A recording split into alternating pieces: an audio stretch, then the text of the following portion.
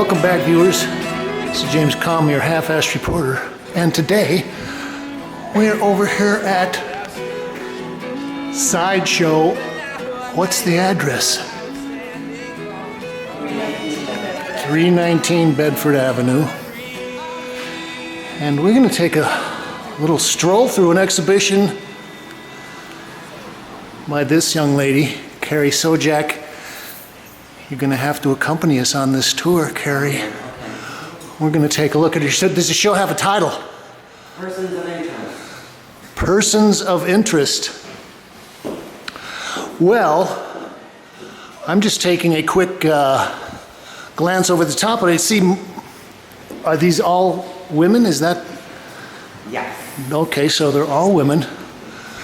We're going to kind of take a look and maybe talk about some of the technical aspects of the work. I hope you have the titles. Do we know the titles on this one? Red Samurai. Red Samurai. Yes. Now, one of the things I wanted to point out to the viewers is your unique technique. You're using fluorescent powders or metallic pearl powders. Pearl powders on top of black oil-based relief printing ink. So the whole figure will be rolled out with a brayer. Yes. And then with my fingers, I will dip in my little bucket and draw like that. And you also, when you're dipping in the bucket, is that when you're putting on the pearl powders? Yeah. First. Okay, let's keep moving through here. We're gonna do a peripatetic explanation here. What's the title of this piece? Una, after Romaine Brooks. Una.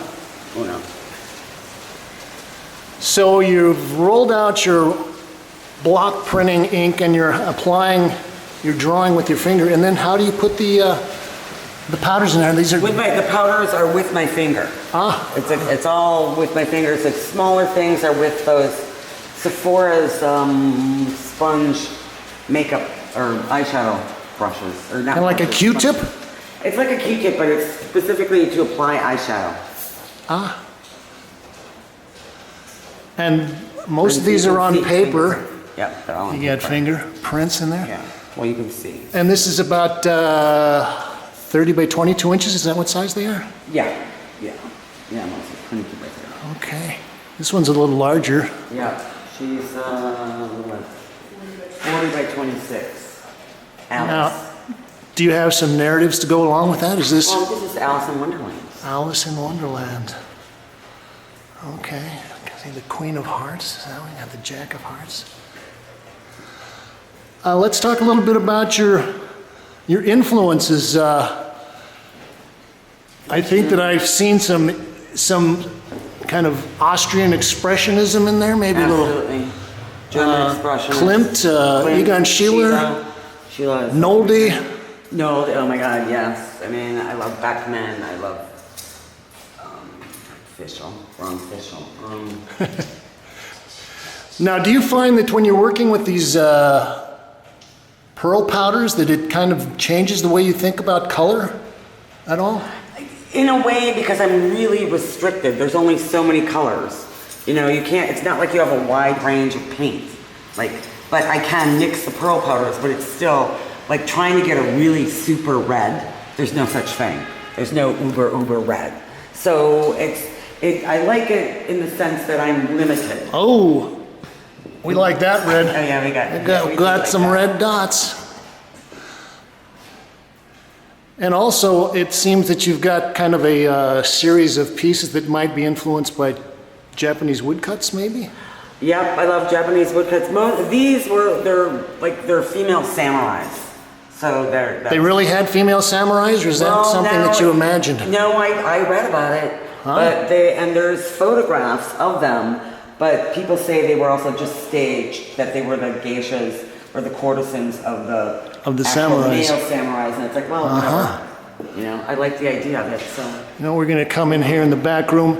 Also, we'll take a kind of a quick sweep over here. You've got a series of linoleum cuts. Is that what these are? Yeah. And these are all in black and white. And what, you've got about maybe a dozen of those as well? Yeah, about a dozen, 13 maybe. This must be Little Red Riding Hood. Yes, it is. So are some of these dealing with fairy tales and Yeah, kind it's of like- legendary images?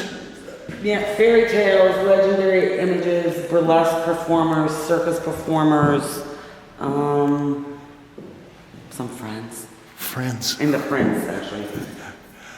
How about this one? Marquesa Casati. She was probably the most painted woman at the turn of the century. She used to throw these killer parties, these killer costume parties, and she owned leopards, and she. Kind of like you.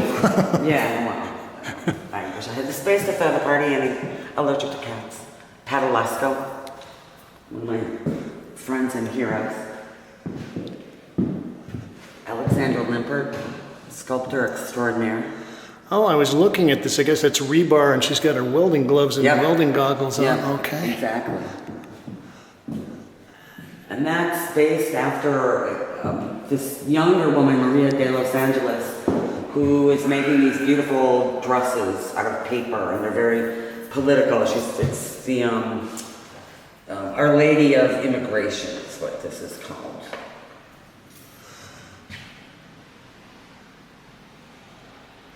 And this body of work represents how many years of work? I think you had another show a couple of years ago. About 3, 3 yeah. years. I was telling you before that I like this one partially because I appreciate the patterns in the kimono, Oh yeah. but I also like these shapes of, I don't know what those are, some kind of They're like- hairpins or something? Yeah, they're- Huge. Yep. Spikes that you used to stick wear in them, the but hair? Not that big. Sorry. Your grandma was a samurai lady? No, my grandma's just my grandma. Excellent baker. And she actually was a great draftsman.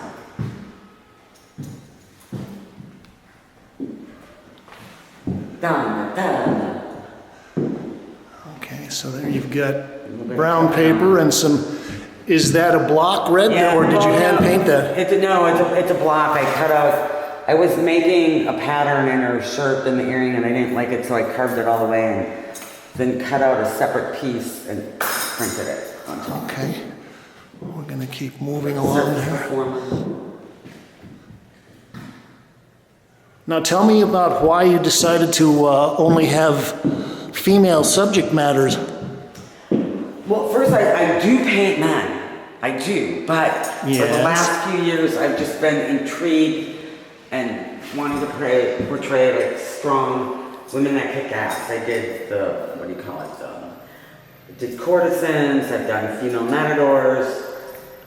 Just, yeah. Amazons. No, I haven't done the Amazons yet, but it's endless. So I just keep doing it. You know, you were talking about painting with your fingers, but I Yeah. have to say that I would call it loose brushwork, but I guess I would call it loose finger work. Yeah, I mean, some of these really get a nice gestural quality, but you're able to kind of articulate your forms nicely. which is really, because I've been doing that for so many years, and then in between I'll do this, and then this is like so much flatter and more graphic.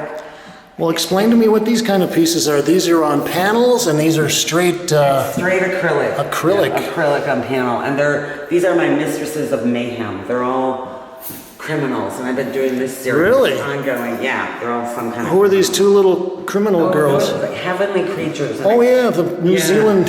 Yep. They're Killer. Myra. Oh yeah, they're all Bonnie Parker. Let's see, yeah, she looks nasty. Yeah, Bonnie. Well, it's Bonnie Parker. And Bonnie these are all Parker. what, about Lizzie 4 Borden. inches square, 5 inches square? 5 inches square. Matahari. Okay, Matahari. The Black Widow. These grandmas are great. These old women like killed their nasty husbands like with rat poison in their stewed prunes. Then Marisol, another hero. Marisol just recently passed away, didn't she? Or is she still kicking? I thought she was still. No, I don't know. We're hoping she's still kicking. Yeah, I'm totally hoping she's still kicking. You know what I like about this is that, I was going to think this is a woodcut of her woodcuts, because all of her sculpture was basically carved with wood, and she's got her wood carving tools Yeah, and that's mallet really and chisel. Okay, well, we're gonna keep moving. Bernice Ford, my old boyfriend's mother who taught opera voice. She was a character. You know, you do have a great graphic sense. I'm looking again at this and the striped backgrounds and the way that you're sort of playing off the curves of the fan against the straight angles of the stripes and even this shoulder strap. That's nice. Thanks. Lily Elby. And did you have a portfolio of these woodcuts that you had, or is this just into pieces that you... These are artist proofs, but they're all editions of like 10. Okay. Okay, we'll come back in and wrap up. We're going to end up looking at your dolls. Snake Lady, oh my god, yeah, the dolls. Snake Lady, is this from Coney Island? Because I know... It's actually based on an older photograph from an older circus, but yes. I know that you were involved in the mermaid parade out there, and Many you years. got a cease and desist order or something like that? Oh Or god, yeah, I did. You I were did like- when I was doing the mermaid show. I was doing it in various locations in Yes. Williamsburg.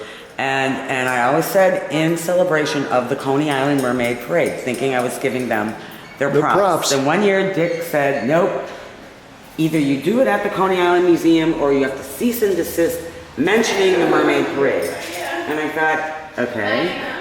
So we did it that year. And he was never open. And it's only open on the Coney weekends, Island and Museum. it takes 2 hours to get there. And I'm like, okay, Dick, this is not cool. Okay. So I did it one more year after that here, and then I did like the best of at the Coney Island Museum, and then I said I'm finished curating the show. Okay, now let's take a look at the dolls. We're going to wrap up looking at these. Now, are these all hand sewn? Is that... Well, the dolls are actually pre-made. Like I bought the dolls, but then I make all the clothes. I hand carve the shoes. I sew their little nylons out of old nylons. Geez. Drew on the faces. When I was doing like more, like starting to do a bunch of circus paintings, and I didn't want to do sideshow banners, so I thought, I'm gonna make dolls. So I made a bunch of freak dolls. You know, I like the decorative qualities of these, and also the millinery stuff. You got the beads I and was a the... costume designer for years. Oh, you were a costume designer, so now you're still I was a designing costume costumes. designer with no background in theater or costume design or Just for your own personal use, then. Well, they hired me based on my paintings. So And this piece is made out of gloves, right? yeah, that was a show I did at the Right Bank, a wedding show. So that doll it's called Voodoo Wedding, and it's made out of parts of old wedding dresses. Now, tell us a little bit about the Right Bank Gallery. This is one of the first Williamsburg art galleries. Oh yeah, it started before I moved here in 1996, and Carri asked me if I'd run it, and I was no, I don't want to run a gallery. He was like, yes, this is the best way that you will get to meet Williamsburg artists. So I did, and he was right, and it was a wonderful thing. Okay. Well, that was a quick walkthrough of Persons of Interest. Is that what the name of the show is? Yeah. Here at Sideshow in Williamsburg. And it's, what is it, 318? 319. 319 Bedford Ave. Bedford Avenue in the heart of Williamsburg.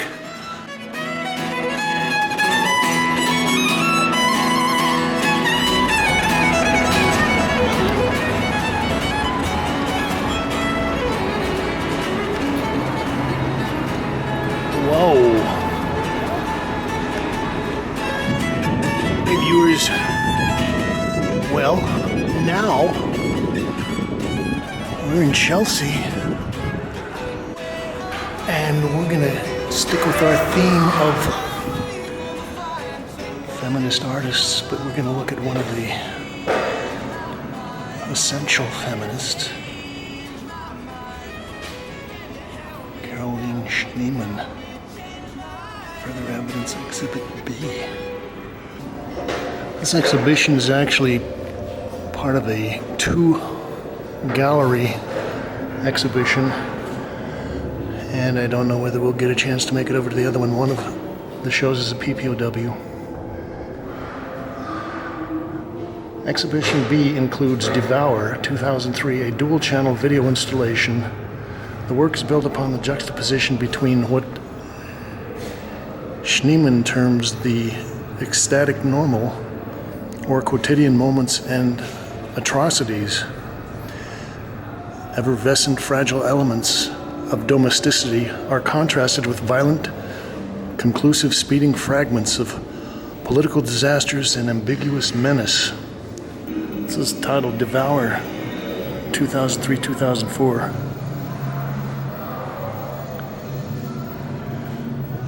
Multi-channel video installation, variable dimensions, and it's an edition of 6.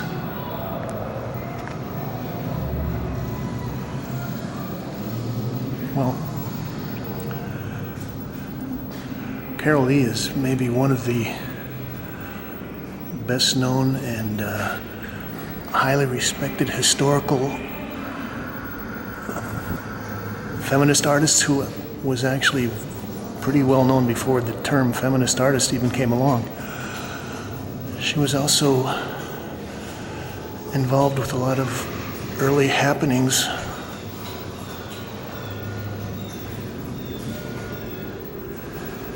and maybe one of her most highly recognized pieces was titled Meat Joy.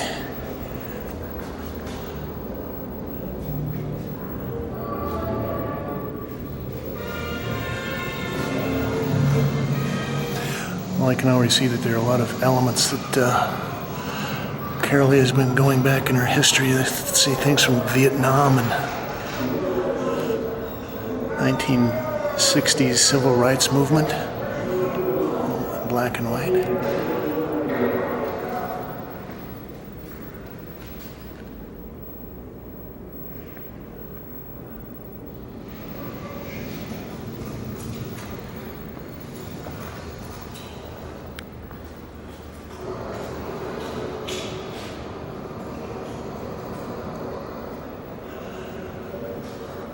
This is an installation of what they're calling 12 paintings, titled Caged Cats.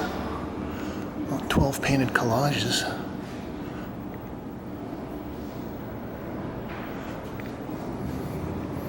$20.05, and looks like she's got digital prints in there and acrylic or gouache.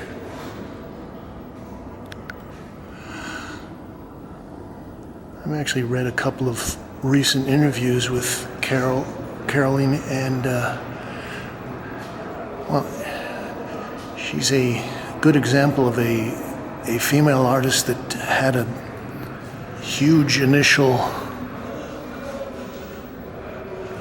bang entering the art world, and well, as time went by, it became harder and harder to keep people's attention, and so she didn't have a show in New York, or a major show, for years.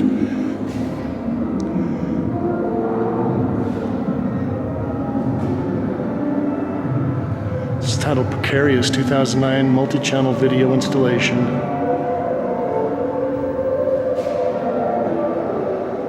Motorized mirror system.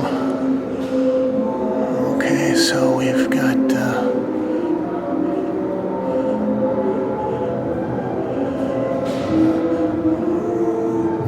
video streams being reflected off the walls.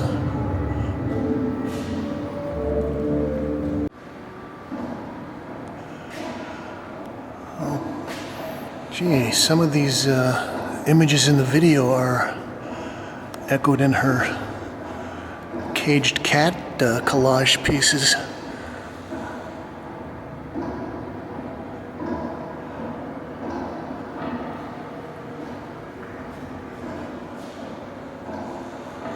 In many ways, I think Carolee and Marilyn Minter are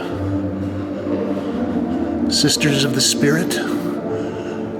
both of them are dealing with, in their own ways, dealing with the image of women. What does it mean to be female? How has the society been creating and using the image of the female body over time? How has the ideology that we live with been instrumentally manipulated?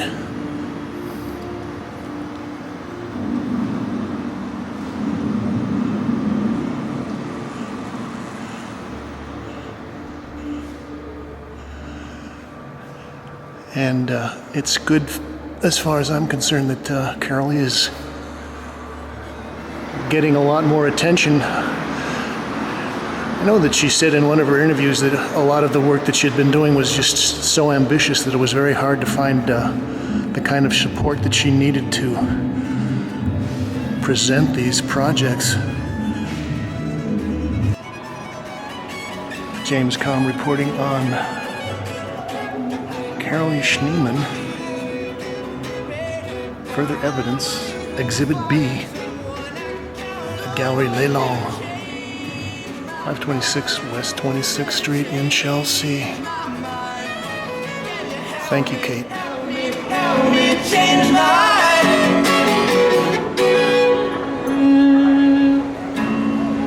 Wow, thank you. Yeah, thank you. Nice fiddling. Thank you.